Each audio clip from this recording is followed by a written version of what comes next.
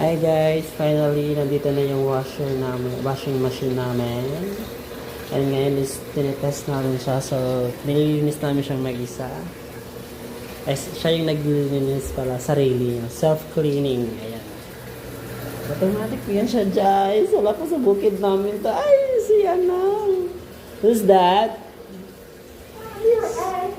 Yeah. So finally guys, ito na yung final look ng bathroom namin guys. We have bathtub, sink, shower, and washing machine and toilet, and my husband. Hello, guys. Yeah. How are you, baby? Good.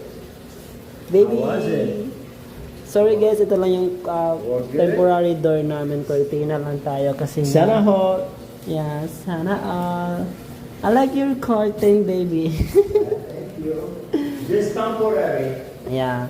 Kasi lang naman guys, kami lang namang dalawa We have to dito. fix our room. Yes. You know. So nagustuhan nyo ba guys? Comment down below if nagustuhan nyo. Kung gusto nyo magpagawa ng ganito. We do our room and we stop.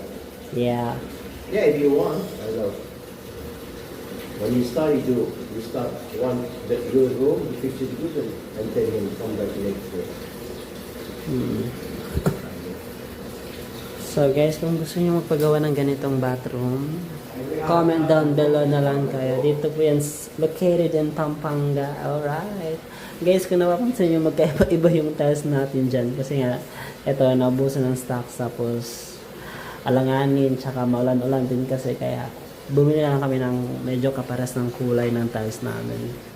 So ayan, maganda din naman siyang tingnan. So, ayan guys, no. Thank you for watching guys. Hanggang dito na lang ating video. Bye-bye!